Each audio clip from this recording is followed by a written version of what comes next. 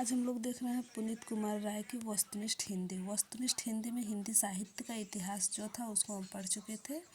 आगे देख रहे हैं हम आदिकाल। आदिकाल सर्वप्रथम किसने उत्तर अपभ्रंश को पुरानी हिंदी कहा? तो चंद्रधर शर्मा गुलेरी। आदिकाल में पहले ही पूछा जा रहा है कि सर्वप्रथम पुरानी हिंदी को अपभ्रंश को पुरानी हिंदी किसने कहा? तो चंद्रधर शर्मा गुलेरी। हिंदी के आरंभिक रूप को आहट किसने कहा? तो डॉक्टर भोलानाथ व्यास ने कहा। इस प्रकार 10वीं से 14वीं शताब्दी काल की जिसे हिंदी का आदिकाल कहते हैं, भाषा की दृष्टि से अपभ्रंश का ही बढ़ाव है। कथन किसका है? हजारी प्रसाद द्विवेदी जी का है। उत्तर अपभ्रंश की रचनाओं का अपने इतिहास में विवेचन करने वाले एवं उसे साहित्य के अंतर्गत स्थान देने वाले विद्वान है राहुल संस्कृतायन, डॉक्टर रामकुमार वर्मा, डॉक्टर श्याम सुंदर दास, हजारी प्रसाद द्विवेदी। उत्तर अपभ्रंश है आरंभिक हिंदी। शिव सिंह सेंगर ने हिंदी का प्रथम कवि किसे माना है? तो पुष्य या पुण्य को।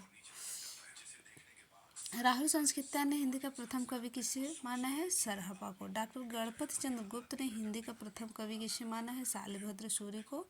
डॉक्टर रामकुमार वर्मा ने हिंदी साहित्य का आरंभ कब से स्वीकार किया है? तो ये स्वीकार किए हैं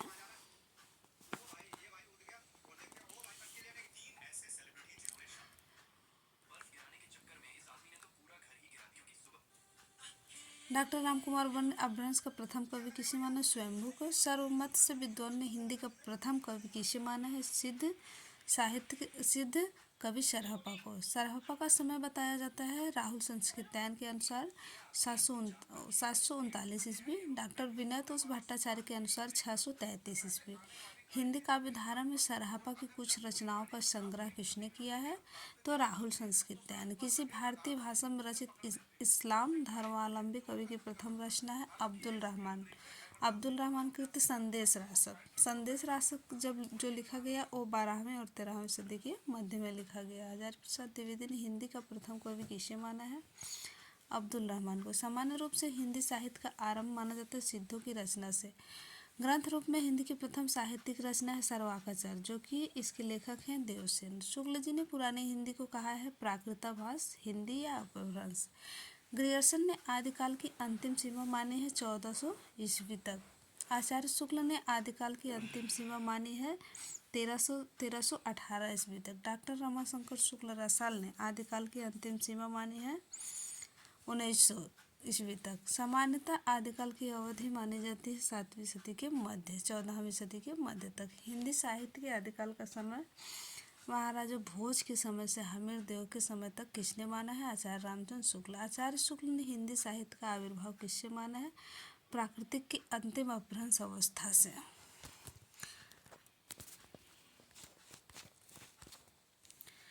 जिस तरह दोहा कहने से दोहा का तात्पर्य बोध होता था, उसी तरह उसने कहा अपभ्रंश से प्रचलित काव्य भाषा का पद समझा जाता था। कथन किसका है? आचार्य शुक्ल का। किस इतिहासकार ने अपने इतिहास में अपभ्रंश साहित्य को हिंदी साहित्य से अलग मानकर उसे पूर्व पीठिका के रूप में प्रस्तुत किया है? तो आचार्य रामचंद्र शुक्ल ने। आचार्य शुक्ल ने जिन 12 ग्रंथों के आधार पर आदिकाल का नामकरण वीरगाथा काल किया था, वे है अपभ्रंश भाषा में पहले 4 विजयपाल रासु, हमेर रासु, कीर्तिलता, कीर्ति पताका, और देश भाषा में काव्य कुमार रासु, विशलदेव रासु, जयचंद्र प्रकाश, जयमयंक, जसचंद्रिका, पृथ्वीराज रासु, परमाल रासु, खुसरो के पहेलियाँ, विद्यापति पदावली। अपभ्रंश भाषा में 4 ग्रंथ हैं, देसी भाषा में 8 ग्रंथ हैं। आचार्य शुक्ल ने हिंदी साहित्य इतिहास लेखन में किन किन ग्रंथों से सामग्री लिया है? तो ये मिश्र बंधु विनोद से लिए हैं, जो कि मिश्र बंधुओं द्वारा लिखा गया। श्याम सुंदर दास कृत हिंदी कोविंद रत्नमाला, रामनरेश त्रिपाठी कृत कविता कौमुदी, वियोगी हरि कृत ब्रजभाषा माधुरी सार, मिश्र बंधु विनोद हिंदी को कोविंद रत्नमाला, कविता कौमुदी, ब्रज माधुरी सार। आदिकाल के प्रमुख ग्रंथ एवं रचनाकार। तो प्रमुख ग्रंथ में पौमचर्य, ऋठिणीमचर्य, स्वयंभू छंद, ये किसकी रचना है? तो स्वयंभू की, जो कि 783 ईस्वी के आसपास में लिखा गया। महापुराण, रायकुमार चर्य, जसहरचर्य, पुष्पदंत की रचना है, 10वीं सदी में लिखा गया। भविष्यत कहा, ये धनपाल की रचना है, ये भी 10वीं सदी में लिखी गई। संदेश रासक अब्दुल रहमान की रचना है, जो कि 12वीं से 13वीं सदी के प्रारंभ या उत्तरार्ध में लिखे गए। उपदेश रसायन जिनदत्त सूर्य की रचना है। परमात्म प्रकाश योगसार जो इंदु की रचना है। पाहुड़ दोहा रामसिंह की रचना है जो कि 11वीं सदी में लिखे गए।